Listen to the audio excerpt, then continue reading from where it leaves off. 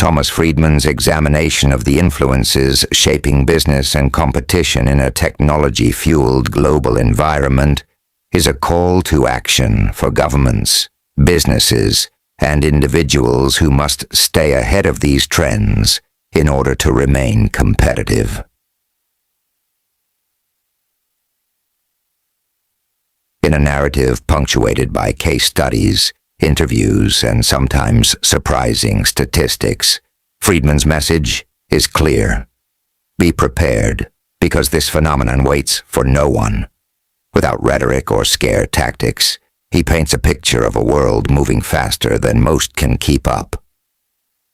As we explore America's place in the fast-evolving world economic platform, Friedman presents not only the problems we face, but preventative measures and possible solutions. The world is flat is an historical and geographical journey, with stories and anecdotes from the days of Columbus to a modern-day Indian call center, from the Great Depression to the home office of a Midwestern USA housewife, demonstrating the pervasiveness of the world-flattening trend, spanning a broad range of industries, cultures, and schools of thought. The real-world examples presented as evidence of his theory are undeniable. From teleconferencing to podcasts and manufacturing to restaurant order taking, the world is flat leaves no stone unturned in a quest for answers to a problem that most cannot even define. Friedman's dissection of globalization is a valiant attempt at explaining and understanding the forces driving the flattening of the world, though he admits that the very nature of beast prevents one from having all of the answers.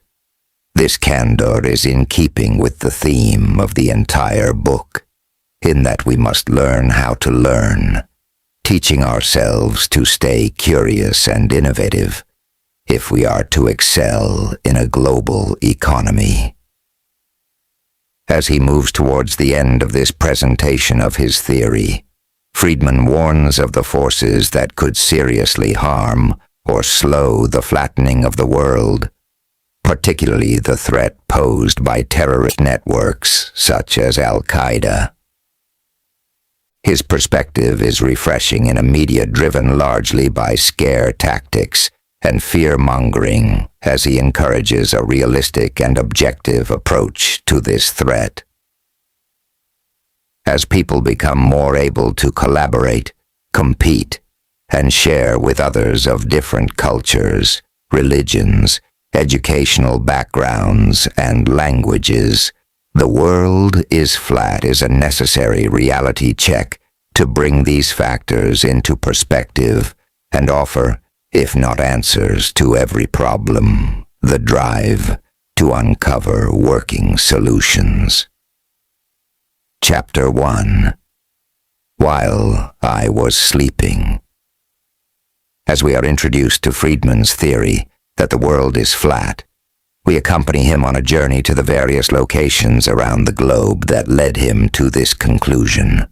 We start off in Bangalore, India, where he finds himself surrounded by advertisements of traditionally American companies such as Pizza Hut, Epson, HP, and Texas Instruments during a round of golf.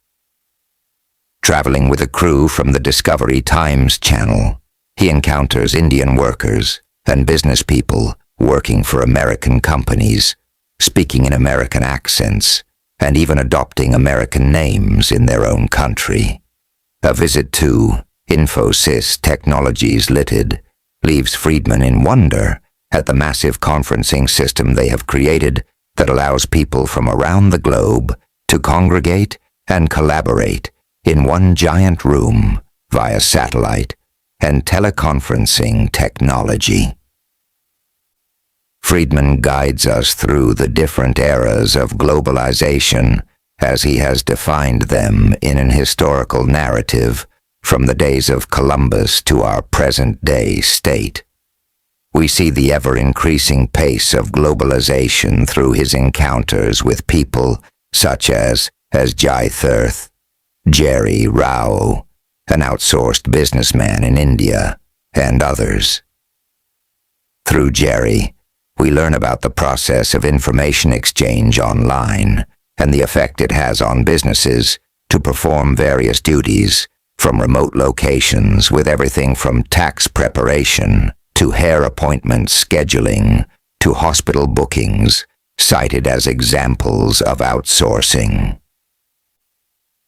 As Friedman travels through Japan, China, and back to America, we study various examples of the business outsourcing phenomenon and its impact, positive and negative, on the players involved.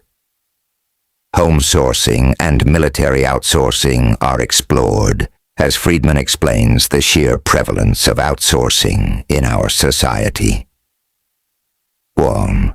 Chapter 2. The 10 Forces That Flattened the World.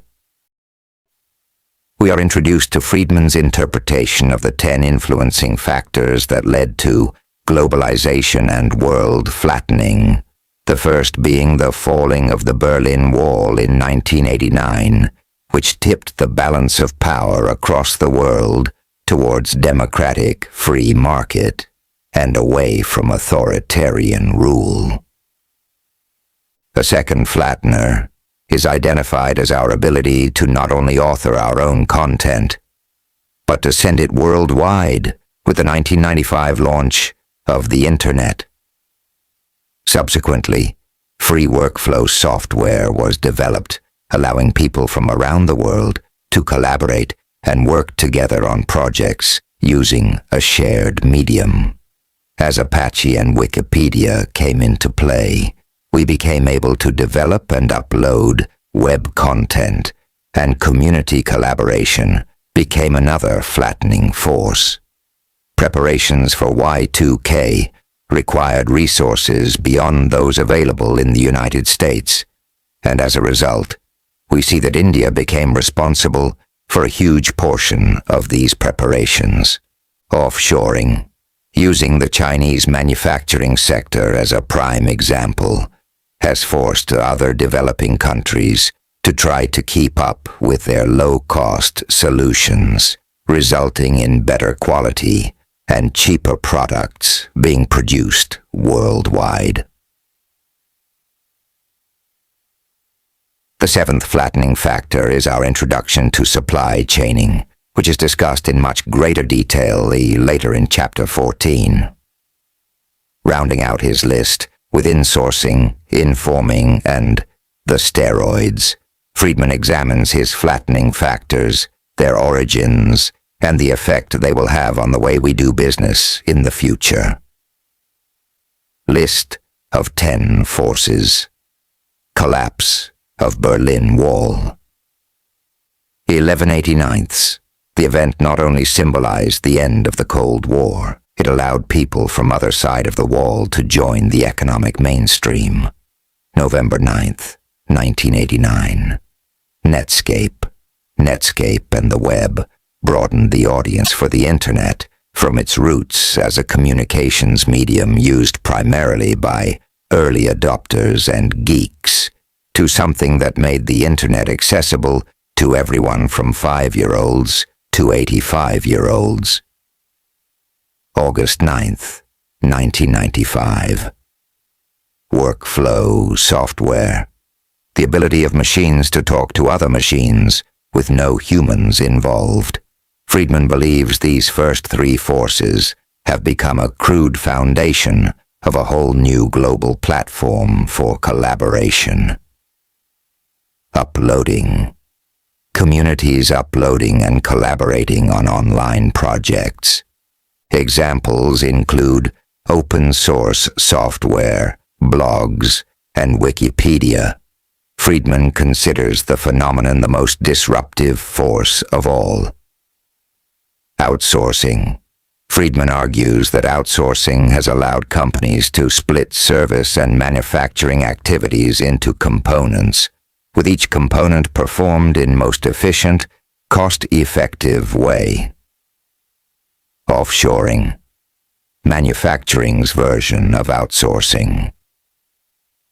Supply chaining. Friedman compares the modern retail supply chain to a river and points to Walmart as the best example of a company using technology to streamline item sales, distribution, and shipping. Insourcing.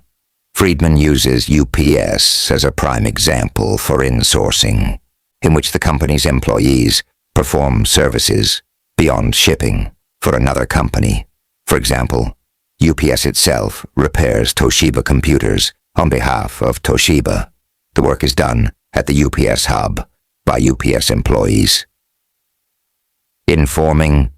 Google and other search engines are the prime example. Never before in the history of the planet have so many people on their own had the ability to find so much information about so many things and about so many other people, writes Friedman. The steroids. Personal digital devices like mobile phones, iPods, personal digital assistants, instant messaging, and voice over Internet Protocol, VoIP. Chapter 3. The Triple Convergence. Acknowledging that the 10 factors he discussed in Chapter 2 could not have flattened the world all on their own, Friedman explains that as each of the factors came together, they had to spread and take root to create the environment rich for flattening.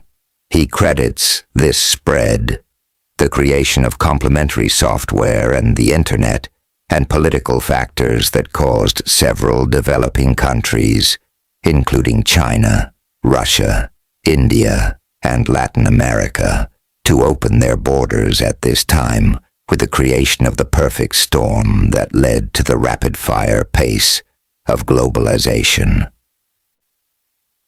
Through interviews with U.S. Embassy officials in Beijing, we explore the desperation of Chinese students to study and work in America.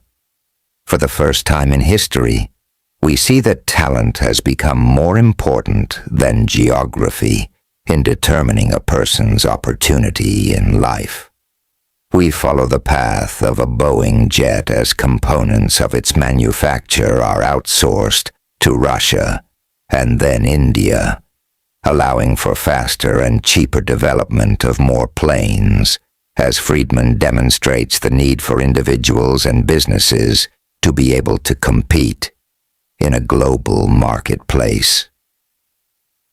Friedman works to dispel common myths about globalization as we explore the .com boom and bust, the American government's misinformation of the public as the triple convergence took place, and the IT revolution we have heard so much about in the last 20 years. Chapter 4. The Great Sorting Out. Friedman calls for a reality check as we explore the manner in which countries and societies will cope with and adapt to the dramatic changes that globalization brings to the way we do business as individuals and entities. His comparison of the Industrial Revolution to the current IT revolution leads us to believe that the world flattening we see today could have been predicted by Karl Marx. An interview with Harvard's noted political theorist, Michael J. Sandel, discusses whether or not exploitation is globalization. Are the outsourced people from India being exploited or given opportunity they would not otherwise have had? In search of an answer to this question, Friedman examines the India-Indiana story from 2003, where an Indian company was outsourced to upgrade Indiana's unemployment computer system, effectively taking work from people in Indiana in order to provide more work for people in India.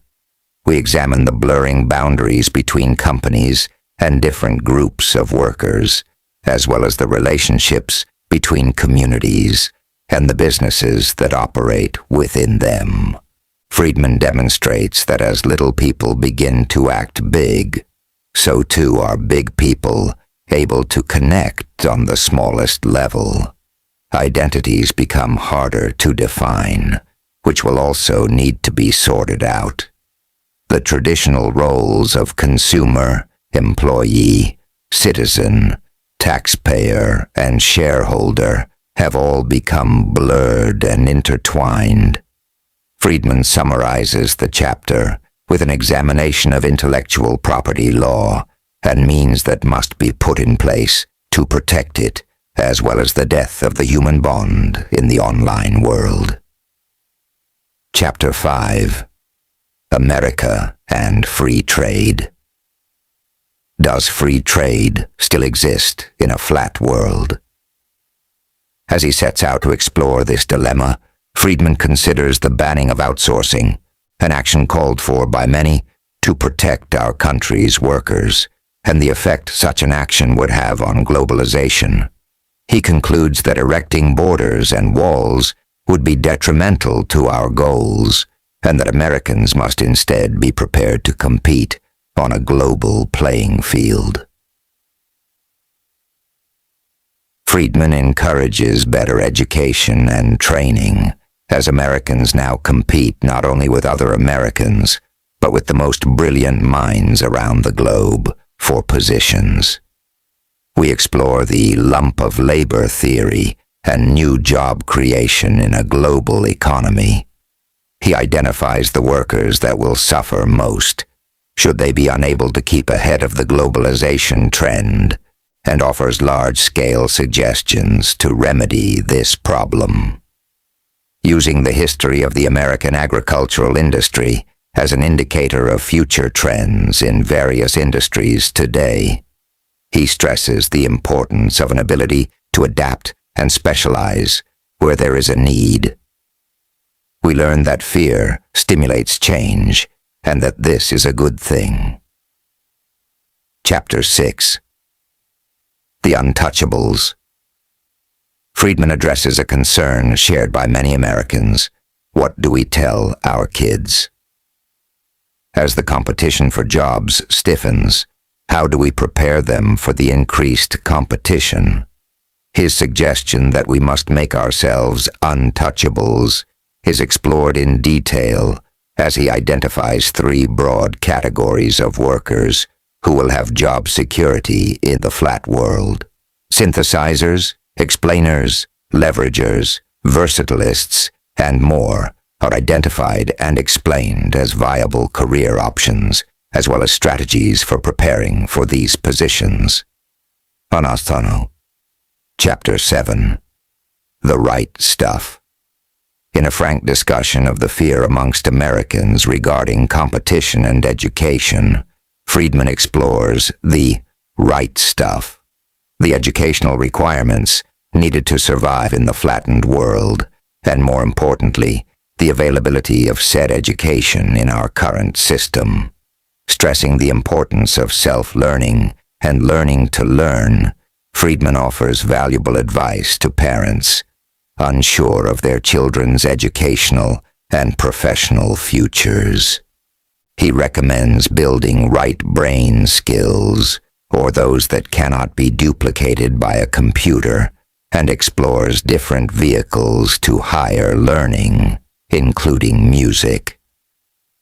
Friedman examines the factors necessary to create the right environment for this learning, and contemplates methods of achieving this in modern-day America. Body. Chapter 8. The Quiet Crisis. We begin by examining the U.S. Olympic basketball team's unexpected loss at the 2004 Games as an example of our complacency as the rest of the world is learning and catching up in areas we are used to dominating. An interview with Shirley Ann Jackson, 2004 President of the American Association for the Advancement of Science, demonstrates that a quiet crisis is happening slowly but surely as multiple and complex forces are at work creating the perfect storm: demographic, political, social, cultural, economic, etc., that could lead to America falling behind in innovation, science, and technology. We explore the dirty little secrets that no one is talking about: a lack of highly skilled scientists and engineers, disinterest in math and science by our younger population, lack of ambition as television and video games take over, an outdated basic education system, lack of funding for research, lack of infrastructure as we focus on war and other countries focus on developing sustainable and innovative business. Friedman explores the differences between different countries' educational systems with Bill Gates, and ultimately poses the question, why are we so focused on idolizing Britney Spears when competing countries are idolizing Bill Gates? Friedman contemplates the Innovate America report, a well-meaning document ignored by the president as he chased his own agenda, and wonders whether China will beat us to the implementation of our own innovation. He sums up the chapter with a call to action to kickstart the long process of preparing ourselves for the future into motion before we are literally left behind. Chapter 9. This is not a test. In a call to action, Friedman stresses that we simply cannot do things the same old way anymore, and people must be willing to change and adapt.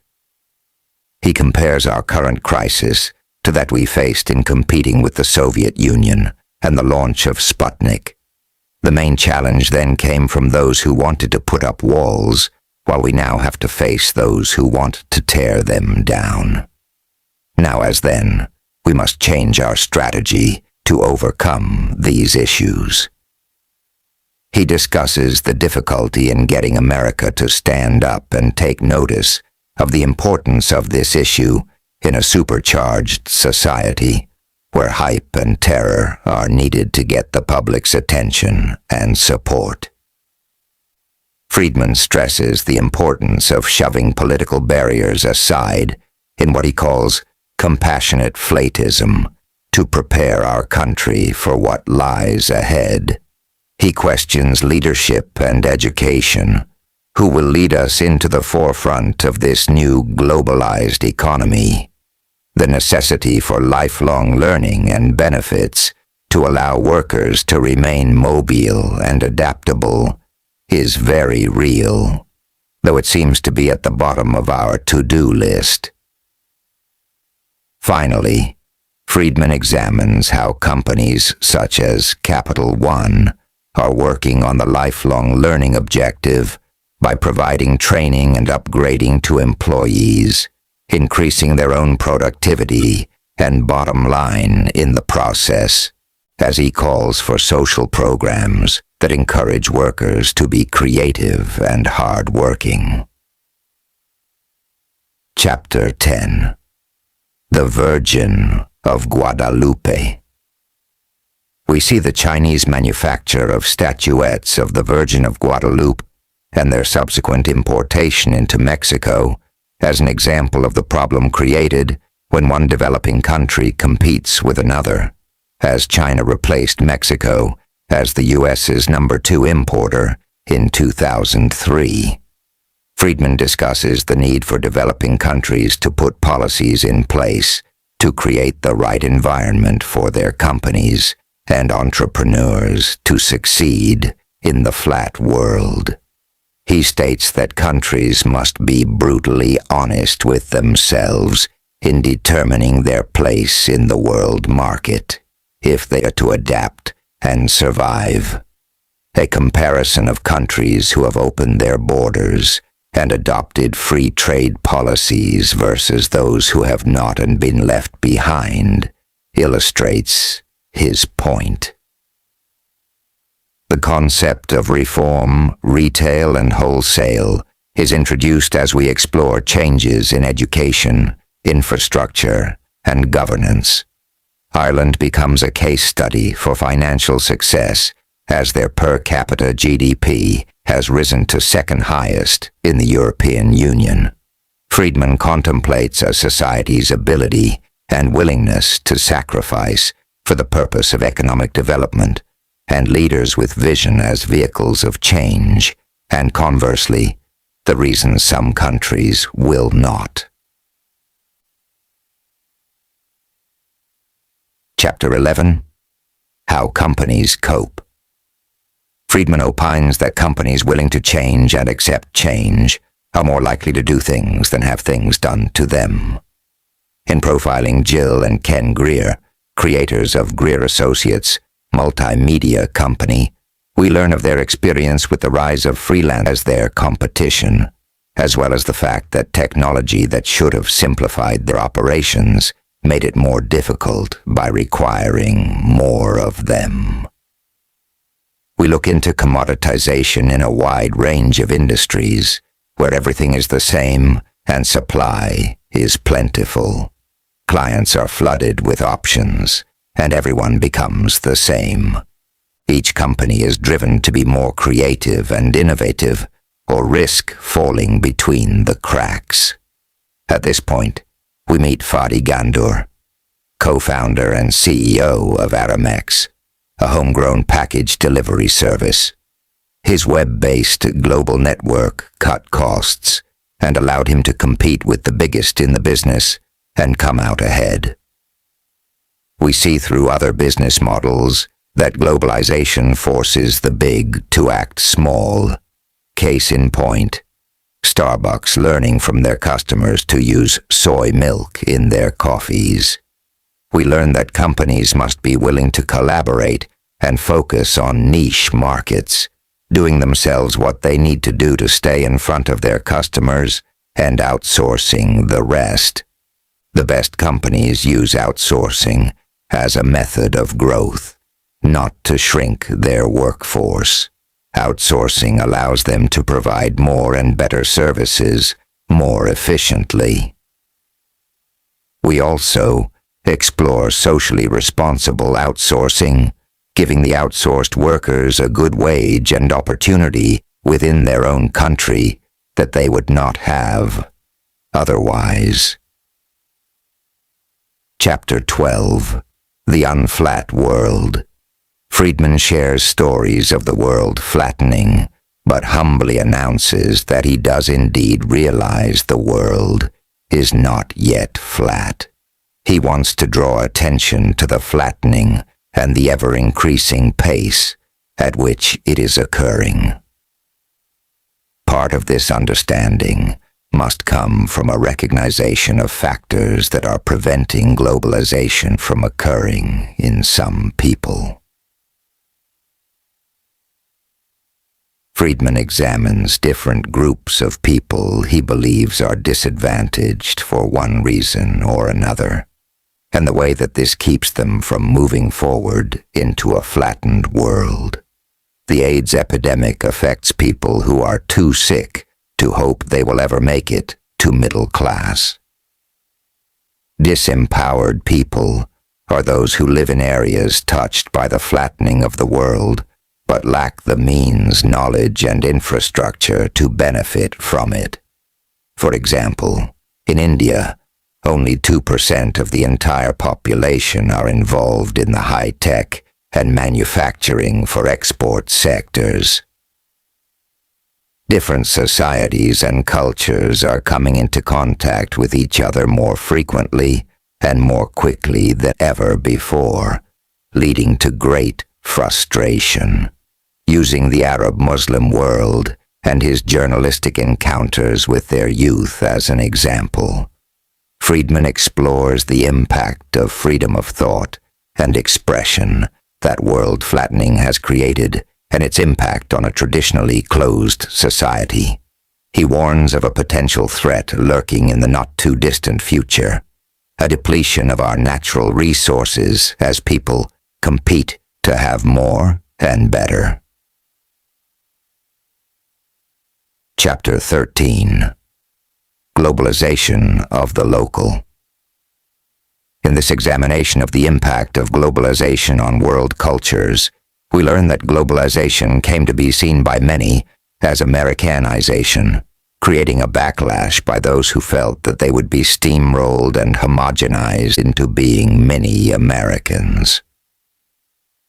But as new forms of communication and innovation create a global platform for the sharing of work, entertainment, and opinion, Friedman believes that globalization serves more to enrich and preserve culture than to destroy it, as each person is given their own voice and vehicle of expression through podcasts, websites, etc. The nature of the beast is such that bad will always be there with the good. As humanitarians and businesses connect online to share ideas, so too do terrorists and predators. Chapter 14. The Dell Theory of Conflict Prevention. We begin with an in-depth study of the supply chain, using the purchase of Friedman's own computer as a case study. This leads to an examination of how geopolitical conflicts could derail or slow globalization.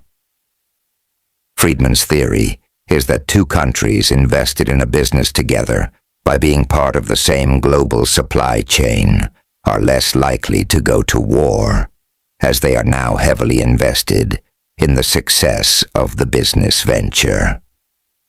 Any interruption to that supply chain would be critical. As we reflect on the evolution of supply chains and the effect they have had on politics and the stability of countries they affect, we remember that Asia, as opposed to much of the Middle East, has become more stable because they are part of many supply chains and therefore more interested in doing good business. Overall, the price of war is higher than it used to be, and countries will have to consider the effect of a war on their place in the business world. Friedman explores both the China-Taiwan relations and India-Pakistan as examples of how the flattening of the world and supply chain have a calming effect and cause countries to think rationally about the true cost of war, making diplomatic solution more likely. As we explore the darker side of the supply chain phenomenon, we understand how Al-Qaeda and other terrorist networks form mutant supply chains for the purpose of destruction, not profit. In a flat world, the transmission of terror is much easier. We must examine our abilities to derail the nuclear threat by using our capabilities to disrupt the terrorists' supply chain. Chapter 15. 11/9 versus 9/11. We begin by examining two significant dates in world flattening. 11/9 as an example of creative imagination, and 9/11 as destructive imagination. 11/9, with the destruction of the Berlin Wall, was the door opening to a freer, flatter, and more democratic world, where 9/11 saw our world try to snap shut against outside threat. This is Friedman's call for positive creativity and giving people the tools to do positive things with what is available through the opening of so many doors. We see the innovation and creativity that bin Laden put into his 9/11 plan, as horrible as it was. Friedman concludes that the forces that flatten the world can be used to bring everyone up to the same level, or to bring them all down to the same level. Those of us who live in free and progressive societies must lead others to use their imaginations without allowing their imaginations to get the best of them or us. Technology cannot protect us. We must harness that technology and decide how it will be used. This requires us to define the line between precaution and paranoia to keep things in perspective in a flat world. We are called to remember who we are to avoid losing our identity in a flat world.